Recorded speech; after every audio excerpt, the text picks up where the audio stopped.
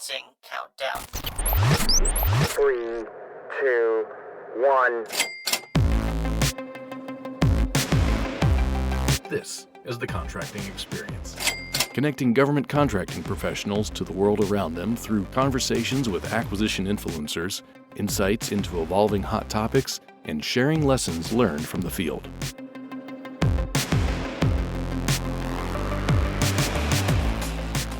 This episode features our continued conversation with Major General Cameron Holt, with a focus on questions from the Air Force contracting workforce.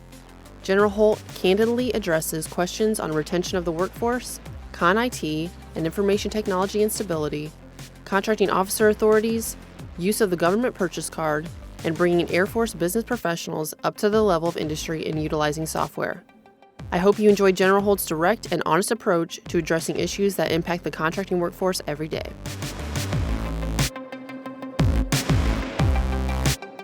We are back with General Holt to address questions from the field.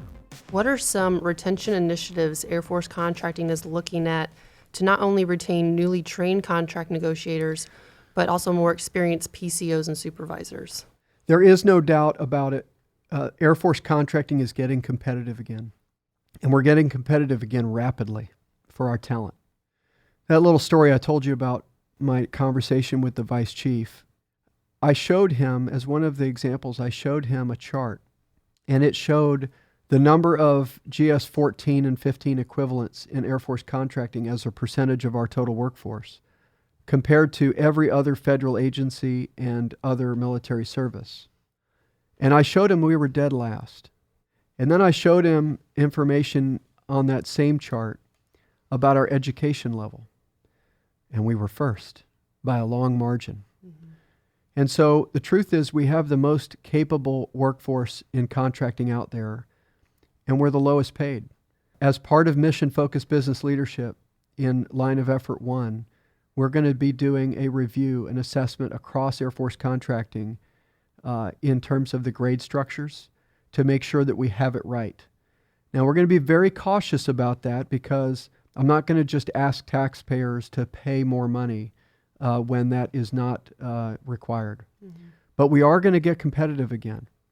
And as I sit here right now talking to you, we don't even have the ink dry on the flight plan yet.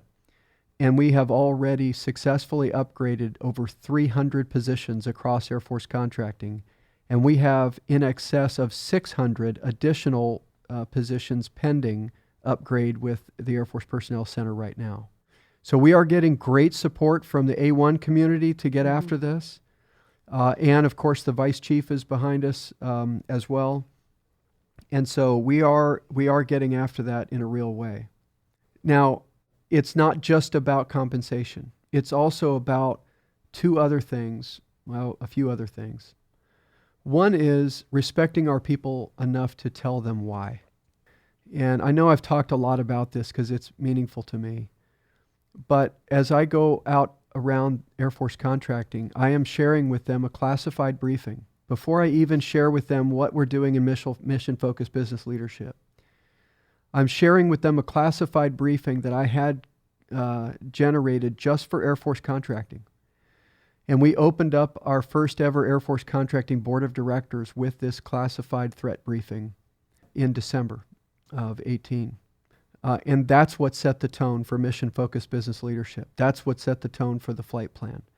But I think as senior leaders, we need to take a step back and not just tell our people what to do, but tell them why. And so far, I've found it to be very powerful to explain the why before we get to the what. As far as the how, I know for a fact our people will show us the how if they understand the why and the what. So it's also about investing in our people's training. You mentioned that critical layer of folks from PCOs and on all the way up to senior contracting officials. Right now, I recognize that when you're an unlimited warrant holder in Air Force contracting, which I believe is our weapons school patch equivalent, that's when you're a real ninja in contracting, in the government contracting bit. But what we have ignored, I think, for too long is building in business acumen into our contracting workforce at that level.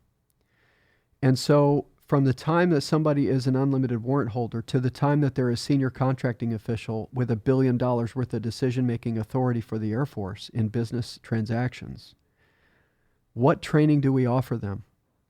What skills do we provide to them? The fact of the matter is not much. And I think we've convinced our workforce, unintentionally, that when you're level 3 certified and an unlimited warrant holder, that you've learned all that there is to know. And frankly, I think that is not true. So I'm going to unapologetically ask the Air Force to invest in continuing to build the capabilities of our business leaders beyond that point. Once somebody has proven to me they can pass that unlimited warrant board and they have the business acumen on the government contracting side, I am going to unapologetically ask the Air Force to start investing in them to build their understanding of corporate finance, of Wall Street, of CFO decision-making, CEO decision-making, financial analysis, balance sheets, cash flows, return on capital employed, things that they had not been exposed to previously. Now, make no mistake as I say this, our first love has to be Air Force contracting. We have to know the government contracting rules first. But beyond that, I think that we need to build in our folks some serious business acumen. As we go up the chain to a senior contracting official, this is a colonel or colonel equivalent or an SES or general officer level with $1 billion worth of decision-making authority for our Air Force as a business leader. I'm going to ask the Air Force to invest once again in that level. And what we're looking for right now is an executive education program where we can send our senior people to intensive training in preparation to be a CFO or a CEO of a major corporation. And so what am I doing? I'm putting our folks on par with that level of leadership in corporate America and asking them to learn that glossary of terms so that we are cooperating with industry and not just competing with them. We will always hold industry accountable. We have to do that for the taxpayers. But I have found that it's an accident if we understand really what those CFOs and CEOs and Wall Street, what they care about and what incentivizes them. And frankly, we need to do better than that. We need to understand that equation better so that we can align the incentives between fly, fight, win and what a CFO or a CEO of a major corporation may understand as their marching orders for their shareholders. So I think that those things are important. Having said all of that, I actually want people to understand something real clearly. I am not interested in retention for retention's sake. I really want to build a workforce of folks who want to serve, who want to make a difference. If people are in it for the compensation alone, then I would argue they really should not stay with us in Air Force contracting. They should go off into industry because there's much greater opportunity out there for that on the high end. I am going to work their compensation because I think that's the right thing to do. I am going to get more competitive as Air Force contracting because I think that's the right thing to do. We're going to invest in training. Yes, we are.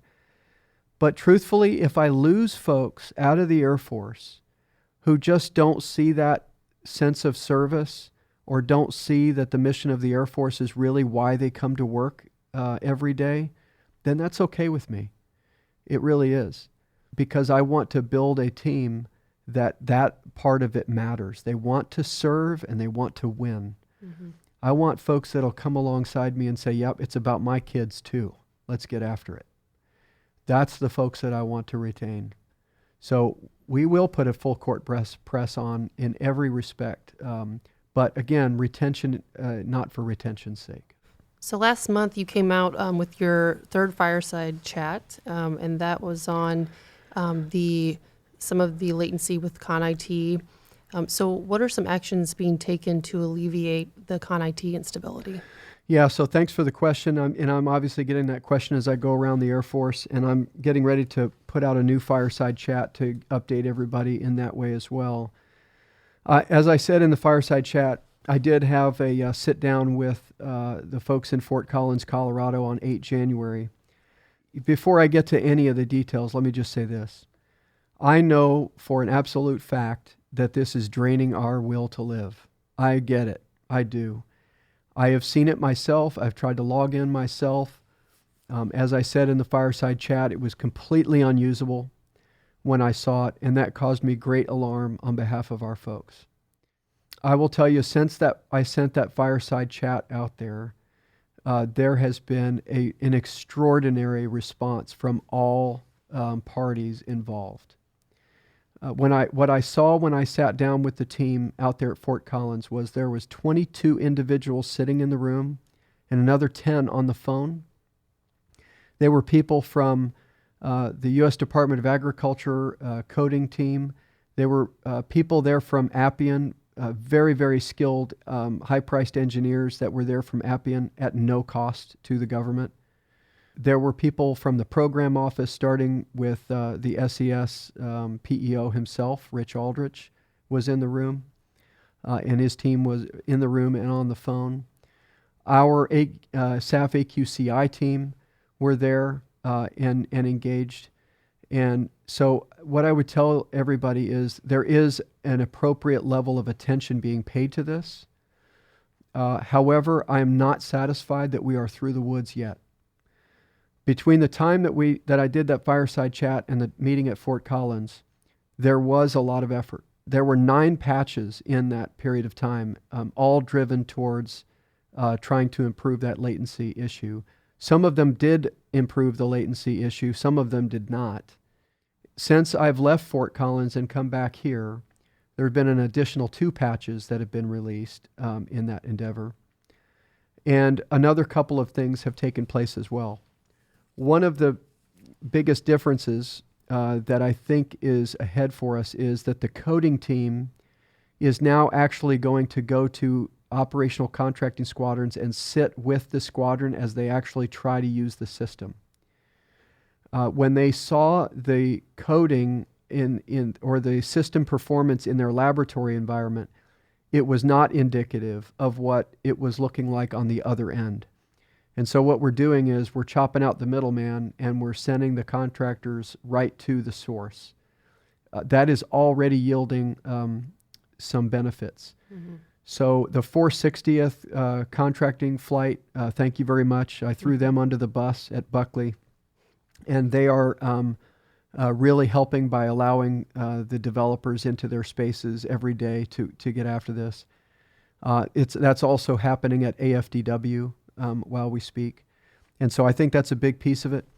Another piece of it is the help desk function. I think we built that help desk function with some really great people, but I don't think that we anticipated the level of technical problems that we would have. And so I've asked Mr. Aldrich, in fact, I think he brought it up to begin with, to go look hard at that help desk function and see if we can retool it for the fight ahead to make sure that we've got that function right. Another couple of issues that we saw that I think are some of the root causes of why we're experiencing what we're experiencing. So we knew we were taking risk when we started this, and what we were taking risk on was we took a DISA solution, the IDEAS program, which they're actively using. It's their contract writing system today, and they have no problem with it, or very little problem with it. We took that lock, stock, and barrel, and that became 80% of our solution. What we then focused on was the additional 20% of capability that we were going to build into IDEAS to make it con IT for the Air Force. Mm-hmm. Unfortunately, there was some risk in just accepting the reused code. And so as an Air Force contracting professional with a vast amounts more data that's in that system than DISA uses, and the vast numbers, higher numbers of people that could be using the system, the data inquiries, the database code was not filtering. And so, in other words, it was looking for every data stack out there at the same time just to find one user's information. When you use that at DISA, that's no problem. When you use it in an Air Force application, that becomes a real issue. So what I got to be honest with people about is I think there are more what I call gift-wrapped presents in that 80% ahead for us. And we're going to retool ourselves to be able to handle those as they come up. There were a number of other problems that we saw. All of those are getting worked. But one that I thought was pretty interesting was that the developers had built a test environment to test each patch and each release before it goes out. And the point of this proxy test was to overstress the system beyond any chance of an actual use case to see how that patch fares. As it turns out, when the real Air Force contracting workforce uses the system together, it actually outstresses their proxy stress test. So they had to actually create a new test. And their computerized stress test was actually hitting enter all at the same time across the entire network, which you would think would work. But they were quite shocked to learn that when Air Force contracting folks get after it, it's actually more stressful than that on the system. Wow. So they have learned some lessons, and they're getting after the fixes really fast. I would ask people for a couple things. One is, I would ask people as they come up with these challenges, not only to ping the help desk, but also to use that SharePoint tool that we have set up in ConIT. Our SAF AQCI team is looking at every single one of those inputs, whether it be for longer term usability or whether it be short term problems. So please pay attention to that in addition to the help desk. You would be very proud of our AQCI team. What they opened that meeting up with in Fort Collins was a briefing from AQCI on what it's like to live as an Air Force contracting professional with the current ConIT. And they did not pull any punches. In fact, to their credit, they even had some of the Facebook messages that are out there from our contracting folks with creative little ugly sweater contests with a picture pointing up to the person's face that says, ConIT made this ginger snap, and other such things. But it was important to me that the developers understand the angst that's out there, with the humor as well. But I told them, I said, you don't want ConIT to become a four-letter word. Right. And they understand that fully, and they are committed to fixing it. What I would ask for our workforce to do, though, is please, let's all get on the same side of the negotiating table with the problems on the other side, and let's get through this. Why? Because I will tell you, even though we are doing this on the cheap, where we're part of the solution for actually fixing the system as it breaks, the opportunity that lies ahead in tools, not rules, with ConIT as the backbone of that, is incredible. ConIT, the way it's created with the Appian baseline, offers us a building block approach where in the future we'll be able to add capability relatively fast if we can get through this together. So I'm asking people, please stay positive. Yep, the sense of humor works with me. It's fine, I get it. But we all need to stay on the same page and get through this together. So another question that came in from the field on Air Force IT systems. So what is being done to address the slow and inefficient Air Force IT systems to include email and internet? Although the management of these systems do not fall under your purview, they directly impact the everyday performance of your workforce, which inhibits its ability to be agile and deflates office morale and efficiency. Yeah, it's a great question. And I can't tell you how happy I am that it doesn't fall under my purview. All kidding aside, I would say that there are a lot of very smart people who understand this very clearly. There is a new effort that's going on called Enterprise IT as a Service. General Gunny Schmidt out there at Hanscom Air Force Base has taken the lead as the PEO for this. And we are learning a lot of lessons from the Navy doing this before we did it. But essentially what we're doing is we're going to contract out the whole thing. We are going to stop looking at this one base at a time, one comm squadron at a time. Each network at every base is constructed much differently, and some of those networks are horribly inefficient and others are more efficient. There's a very limited ability, in my understanding, to do root cause analysis between is it an application problem or a network problem. Mm-hmm. And that causes an endless cycle of finger pointing that doesn't benefit anybody. And then we have hanging out there in the background a real serious challenge with cybersecurity risks. And I will tell you, I was one of those once upon a time that used to make jokes in the hallways about, well, we don't have to worry about the Chinese shutting us down. We're shutting ourselves down because we're worried about them shutting us down. But I will tell you, quite honestly, I understand that threat a lot more now than I did then. And I also understand that threat is very personal to Air Force contracting in particular. If you don't think that you're a target in contracting for cybersecurity, you're wrong about that. I can't get into the details of it, but I will tell you, if you think that the contracts that we write are not interesting to our adversaries from an intelligence value perspective, you would be wrong about that. So we do have to be sober about the cybersecurity side of it. But this enterprise IT as a service approach, I think, is going to be a good one over time.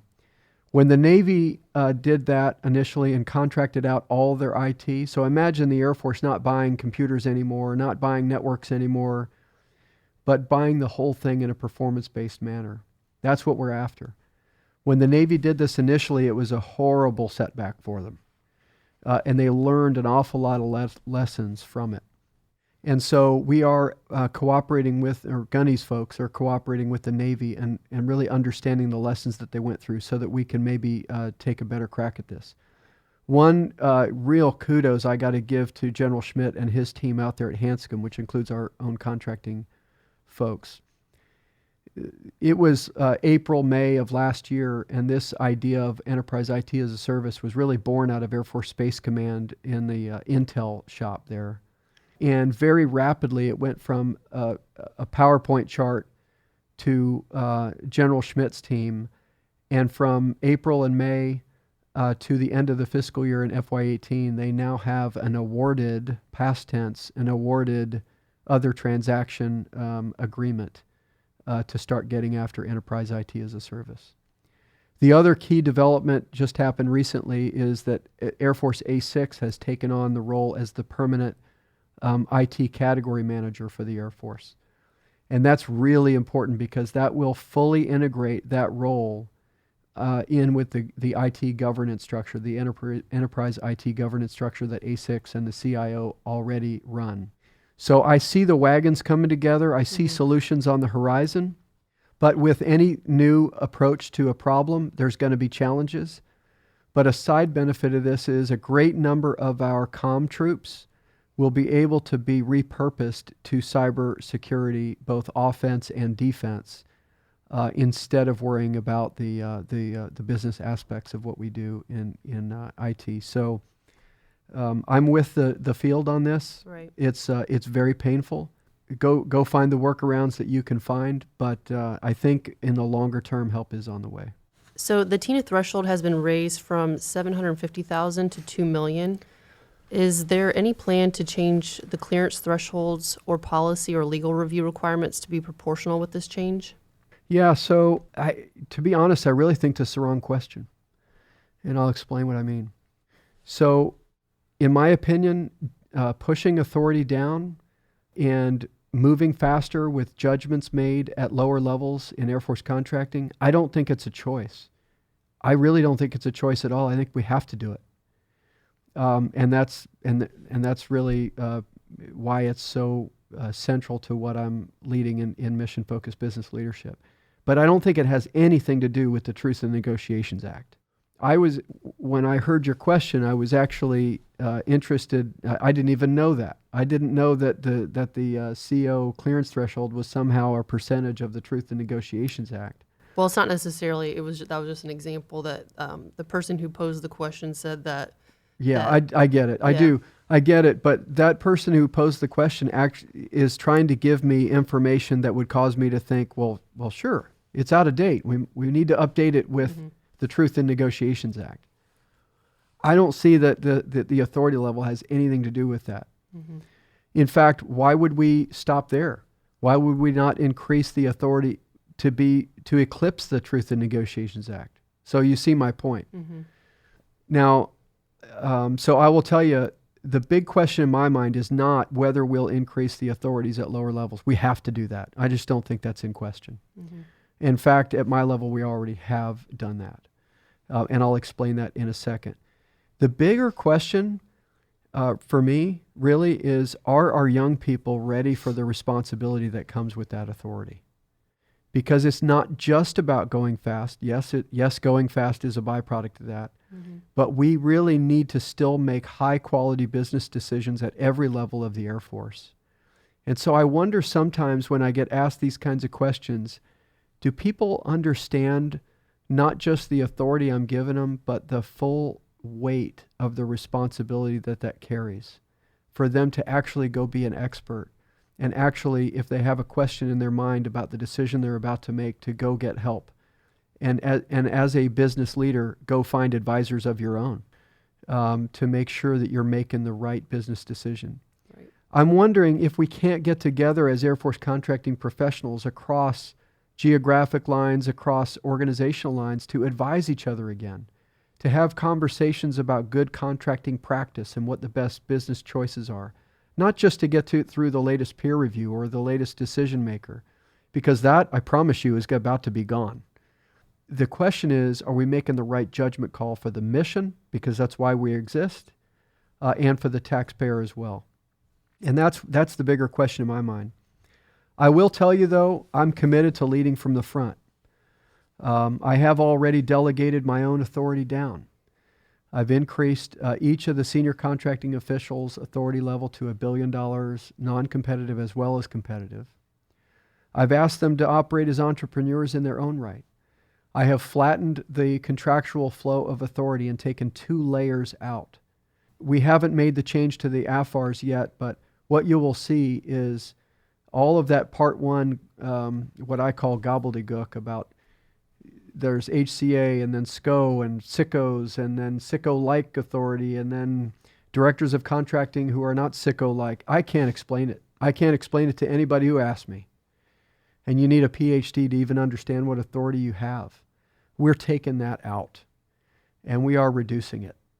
And so now what you have is me as the single HCA with most of my HCA functions delegated, almost all of them. And then the senior contracting official portfolios, I think there's 27 of them, with $1 billion of authority each. And then there's COCOs below that. If you promise not to tell anybody, I'll share with you a little secret. Sure, I won't tell anybody. Since I got to AQC in June, I haven't taken a single clearance briefing myself. So what does that mean? Does that mean I've not seen anything above $1 billion come in? No. What it means is I've even delegated the ones that are above $1 billion so far. Now, I'm not promising I'll do that in every circumstance, but truthfully, I think that the value that I bring and that the AQC staff brings is actually removing barriers from the field's ability to execute. And truthfully, I have not found yet the business deal that I can add value to that we don't already have senior SESs and colonels that are quite capable of making these decisions themselves. Can they make mistakes? Sure. Should they ask for advice if they need it or help with perspective of what is happening in the building? Great, I hope they do. I want them to make the best decisions that they can. But I think if we have decision makers that are not fully capable of making those decisions, I think we've got a bigger problem. Frankly, I'm going to lead by example in pushing that authority down. And I fully expect our directors to follow suit with that as well below their level. I'm not asking them to do that without any kind of critical thinking. And so they may, on a case-by-case basis, as I am doing above $1 billion, they may delegate their authorities in that way. But I am asking them to speed the boat up, and I'm asking them to trust the younger workforce in making bigger decisions than we've ever asked them to before. And as I ask them to do that, I'm also being very clear-eyed with them and our leaders in the Air Force. And what I've told them is there's going to be rainy days. There are going to be days when we allow folks to make decisions that they're not ready to make yet. And there's going to be big mistakes that are made in some cases. And I'm telling you, I am committed to just taking the blame myself and letting them move on. And in any case where it's not to bring credit to themselves personally, there's no ethical problem and no arrogance problem, because those I wouldn't have any patience for. But if it's truly trying to push the envelope for the mission and finding new ways of doing business, and we make a mistake in that process, I'm fully prepared to take that on myself. I've told the Vice Chief of Staff this in his office. I actually heard the Secretary stand behind this herself as well. What she told us was, I'm the one who has to testify to Congress. She says, I'm ready to take on that responsibility, but we've got to find ways to go faster. And so I'm just really blessed to have leaders like that, but I'm fully prepared to take that on myself, and I'm asking our directors to take it upon themselves. Even while I ask the workforce to improve their own ability to make better business judgments and make them quick. And let's move this boat much faster. So anyway, that's the way I see the delegation issue. So during your answer, you had said peer reviews would be gone. So can you expand on that at all? I don't know that peer reviews will be completely gone, but when I increased the authority of the senior contracting officials to $1 billion, there all of a sudden became a mismatch in the DFAR's peer review threshold. And so the peer review threshold was at $500 million. And I have studied this issue carefully, and I just informed my leadership that I'm about to do a class deviation from the DFARS to increase that threshold of peer review to $1 billion. Okay. And so that will line up the dollar values. I've also asked the Office of the Secretary of Defense and the DPC folks to reconsider a policy memo that was signed out in June of 2018 that requires teams to come up to OSD level before they do a firm fixed price contract instead of a fixed price incentive contract, even before the RFP is released. In my experience, we can switch contract type even in negotiations, and there's no problem with doing that.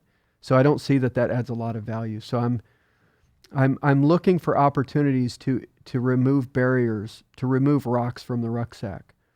And so as people in the field need that kind of support, I hope they'll let me know, and then we'll go after that. But I'm so proud of our policy team, I can't even tell you.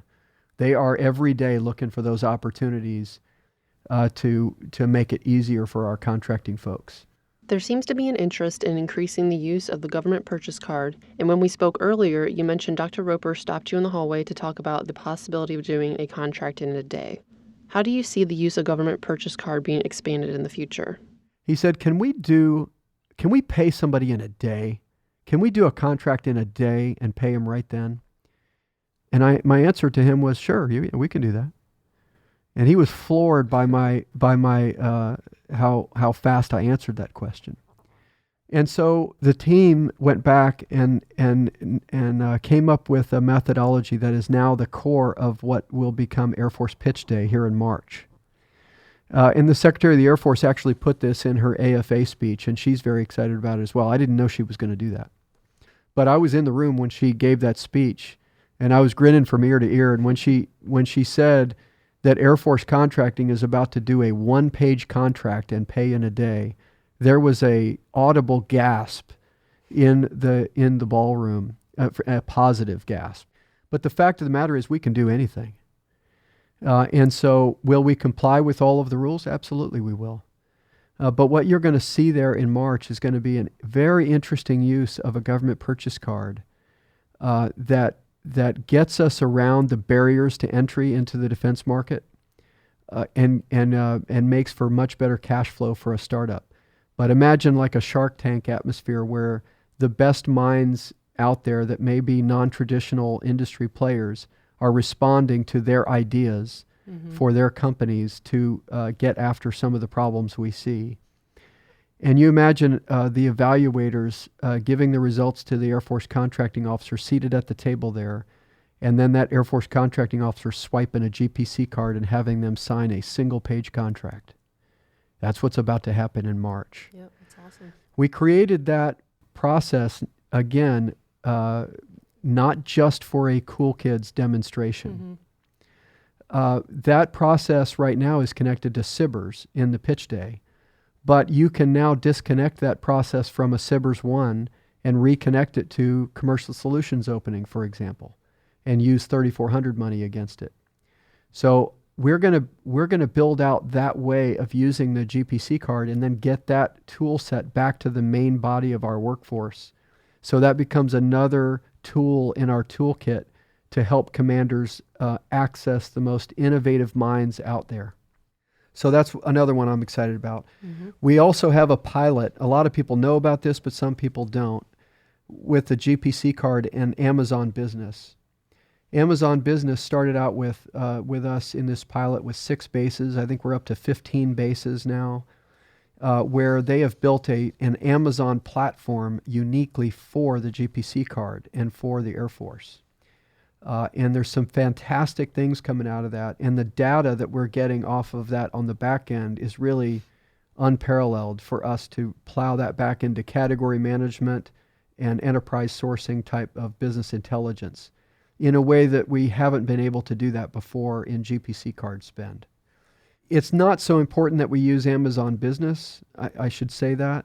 There is some statutory authority that allows us to go to some commercial providers of e-commerce solutions, but truthfully, if GSA Advantage wants to come alongside us or Walmart or anybody else, I'm open to all of that. The key is we have to start getting after this and using the GPC card to its fullest potential. Even as we do that, we're starting another initiative with the GPC card and getting it right with that pilot first, called the Air Force First Look Vendor Program. And this is about reversing the trend that has happened over my whole career, where electronic contracting has improved our response time in contracting, and primarily through the GPC card. But the unintended consequence happened around our bases to our small businesses that support us every day. And they give us, discounts at Po Folks when we go by. But when I was a squadron commander in Columbus, Mississippi, I asked the downtown folks, what's it like to do business with us? Mm-hmm. And they were very polite. And they said, we love you guys, we give you discounts, but frankly, we don't know how to do business with you.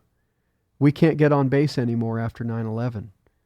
And then I looked back at our GPC card program, and sure enough, for whatever reason, all these GPC transactions, they go to Palo Alto, California. I don't know why. I got to get out to Palo Alto at some point to find out why it all comes from there. Right. But it was bypassing those, what we used to use, those local vendor lists that we would get competition off of for purchase orders. Well, we're about to reverse that trend and reverse it big. We are about to bring economic impact back to our bases, back to small business participation. And so this First Look vendor program, imagine, they're still working the details of it, but imagine if you're going through an Amazon Business environment or an e-commerce solution and you see a blue ribbon for a small business and a red ribbon for a large business, that's an Air Force First Look vendor, meaning they're outside of some gate. They're in a zip code that's outside of some gate somewhere. So you could be at Tinker Air Force Base doing a GPC card transaction, and if all things are equal and it's completely consistent with all of the regs that we have, go to a First Look vendor. You may have just bought something from somebody outside of Columbus Air Force Base. But I believe that all across the Air Force, we're going to see an increase in small business participation as a result.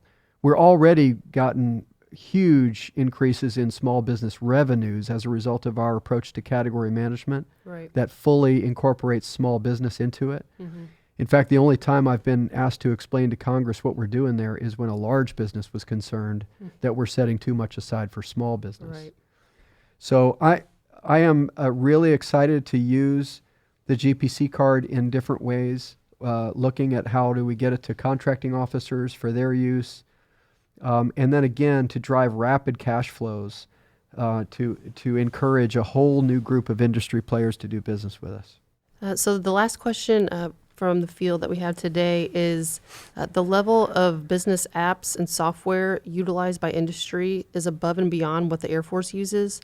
What is being done to bring Air Force business professionals up to the level of industry in terms of utilization of software? Yeah, so that's a good question too. We have, I think, I don't want to say ignored it, but The tools that we have made available to our business leaders in the past in the Air Force has not been good. We have not compared favorably to spending another $100 million on an F-35, right? When ironically, if our business leaders have the best tools out there, it could impact not just the F-35, but every program we have, both at the base and in the weapon systems business. But I will also tell you that there is some reason for some hope on the horizon. I mentioned earlier the enterprise IT as a service approach. It'll be interesting to see how that unfolds, but my hope is that it will unfold in the way that the commercial industry is set up to begin with. And so a lot of those things that the person who asked this question saw in private industry will be the same kind of backbones that we use for our business systems for us. I'll also tell you that I look at applications much differently than most of the folks in the Air Force do. I've heard concerns, and I think the A6 has concerns about the proliferation of applications. I think in one meeting I was listening in and somebody said with alarm, do you know there's over 2,000 different applications out there across the Air Force? Now I understand the reason for that concern because somebody's spending money against all 2,000 of those. And so is that money well spent? I don't know the answer to that. But in terms of the capability that we provide to our workforce, I'm wondering if 2,000 is enough. You know, I look at Apple Computer, and they control the standard, they control the tool whereby anybody can build an application for an iPad. So they don't spend a nickel on building any of those apps. They just make sure that it complies with the technical requirements of their hardware and with their cybersecurity policies and all that. I wonder, why couldn't we take a similar approach where maybe 2,000 applications isn't nearly enough for the United States Air Force's operations? Maybe we need 10,000. I don't know what the answer is.